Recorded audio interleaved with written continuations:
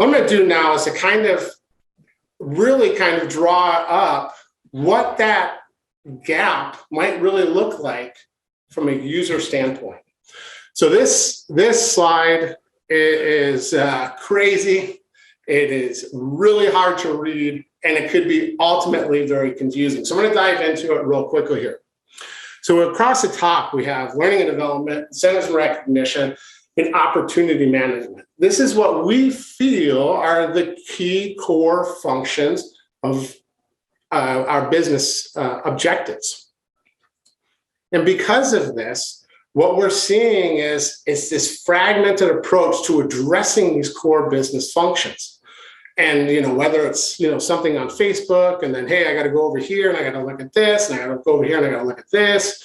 And it's creating what we call leaky pipes or drop-offs between those core business functions, or just drop-off in general because of those comments we see on the bottom: inconsistent communication or information overload, low confidence in product knowledge, loss of motivation, unmet earnings and expectations. So I'm going to stop real quickly and ask Christina to maybe give some examples or speak to this slide a little bit. Yeah. When you look at this slide, you see the Facebook and you see the surveys and you see the catalog, and it's kind of hard to see that little person in the middle. That person is the person that's supposed to be getting all these materials. It's not just, are you getting them to the correct device? Are you getting them the right way? But are you getting them to the person? And that sad person is really the stylist that we want all of this information to go to. And we want it to go to her in a way that she can take in this information in whatever way speaks to her, whether it's she's waiting for her daughter to drop off or get in the car and she's got a few minutes and she can read something about campaigns, or she can wait at the dance institute and, read the YouTube video while her daughter's taking a dance class. And so all of this information is coming at her really fast and really hard. And it's not coming through training.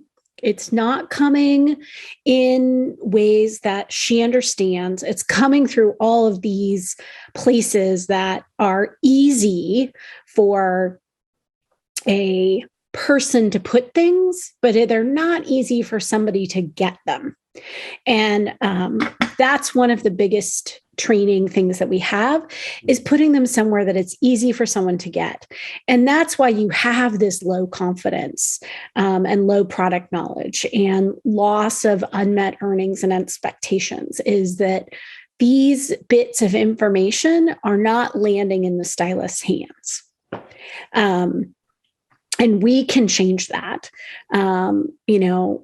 Not only can we change it, but other people can. And getting it in their hands at the moment that they need it is the most opportune thing that we can do. And we can really control that. We can put training in places that it's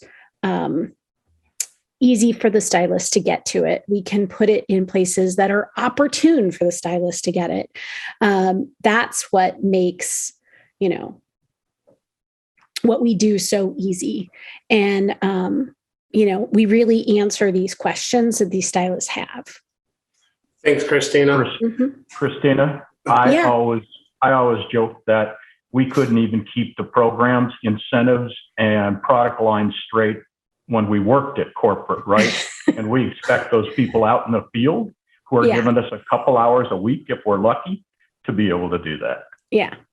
And it's one of the things that we try and do is separate those pieces. So, compliance is totally separate from something else that the stylist needs. And incentives are at the top, and they're really there to show up and give her a reason for being. Yeah. Excellent. You make very valid points here, Christine. And I'm going to jump into one piece here that I think was a very critical piece that you called out on this, is the fact that these arrows, these arrows may just be for display purpose, but actually these arrows are here for a specific reason. And this is that transfer of knowledge. And I think, Christine, you really kind of called that out on that in our practice session of this the other day. Yeah. So again, the ability for us we're sending information out to the field, but not very often are we actually getting information back. From the field. Yeah. And hopefully by increasing that, we also have the ability to increase our digital experience.